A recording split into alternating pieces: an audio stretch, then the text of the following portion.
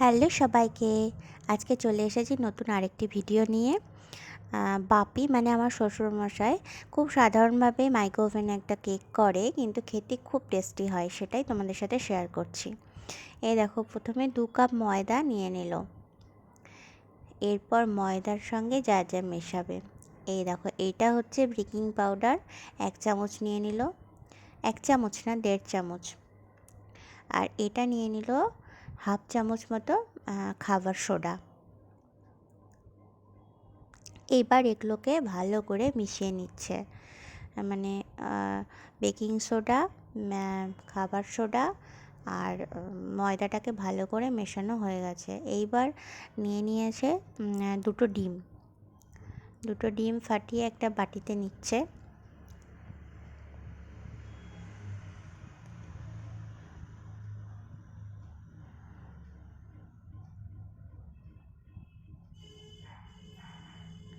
এইবার ডিমের সাথে দেখো মেশাচ্ছে তোমার সাদা তেল।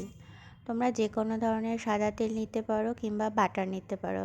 এটাও 2 চামচ নিয়ে নিল, মানে 2টো ডিম 2 চামচ তেল। আর নিয়ে নিল 1 কাপ হচ্ছে তোমার চিনি। এইবার এটাকে মিশ্রণটাকে ভালো করে মেশাতে হবে। ভালো করে মিশিয়ে নিচ্ছে। এবার ভালো করে মেশানোর পরে এবার যেই ময়দাটা একদম মিশ্রণ তৈরি হয়েছিল, সেই ময়দার মিশ্রণটা এই ডিমের ব্যাটারের মধ্যে দিয়ে দিল।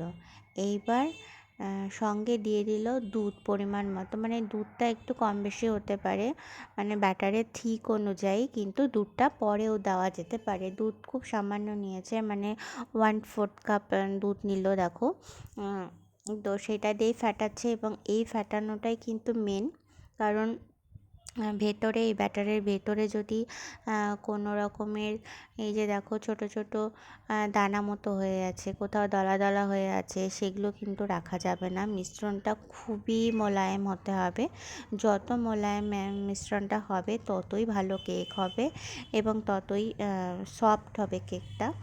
তো এই জন্য এটাকে ভালো করে ফেটিয়ে নিতে হবে, মানে যতটা সম্ভব এটাকে একদম মোলায়েম করতে হবে। তো তোমরা এই দিকে কিন্তু নজর দিতে হবে। একটু হাতটা ব্যথা হবে, একটু লেগে যাবে, কিন্তু তার জন্য একটু থেমে থেমে করতে পারো, কিন্তু ব্যাটারটা খুব মোলায়েম হওয়া চাই পুরোপুরি। আর যদি মনে হয় যে চিনির বদলে তোমরা চিনির মানে ইয়ে করবে, পাউডার ইউজ করবে, তাহলে আর একটু সহজ হয়ে যায় জিনিসটা। তো ওই ব্যাটারটা করে যাওয়ার পরে 15 মিনিট রেস্টে রেখেছিল। এইবার মাইক্রো ওভেনটাকে প্রি হিট করতে দিয়ে দিল, আর এর মধ্যে 15 মিনিট ঢাকা দিয়ে রাখার পরে 1 চামচ মতো মিশিয়ে নিল কোকো পাউডার, যাতে ডিমের গন্ধটা চলে যায়। তোমরা চাইলে কোকো পাউডারের বদলে কিন্তু ভ্যানিলা এসেন্স বা অন্য কোনো এসেন্সও মেশাতে পারো তোমাদের চয়েস অনুযায়ী, মানে যে কোনো একটা দিতে হবে যাতে ডিমের কাঁচা গন্ধটা না থাকে। ব্যাস, মিশ্রণ শেষ। এইবার 200 ডিগ্রি তে তোমার মাইক্রো ওভেন দেখো, এই যে মানে এটা প্রিহিট কমপ্লিট হয়ে গেল। এইবার যে যাতে তোমরা হচ্ছে কেক করবে, কেকের পাত্রটাকে সাদা তেল চারিদিকে মাখিয়ে নিয়ে সেই ব্যাটারটা আস্তে আস্তে পড়ছে। তো তারপরে একটুখানি ঝাঁকিয়ে নিতে হবে, যাতে কোনো হাওয়া ওর ভেতরে না ঢুকে থাকে। তো দেখো, এই যে মিশ্রণটা তৈরি হয়েছে, কোকো পাউডার দেওয়াটা এটা একটা চকলেটি কালার এসছে। তোমরা যদি বেশি পছন্দ করো চকলেট কেকেও, তো এর মধ্যে চকলেটও দিতে পারো, কোকো পাউডার একটু বেশি পরিমাণেও দিতে পারো। তো আমরা কেউ সেই চকলেট টেস্টটা পছন্দ করি না বলে ওটা 1 চামচ দেওয়া হয়েছে।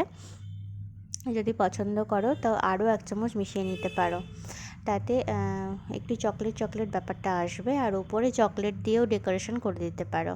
ব্যাস, এখানে ব্যাটারটা নেওয়া হয়ে গেছে। এবার প্রিহিটে কড়াই ছিল মাইক্রো ওভেনটা, এই দেখো তার মধ্যে এইটা বসিয়ে দিল কেকের পাত্রটা। এবার 33 মিনিট টাইম দেওয়া হয়েছে।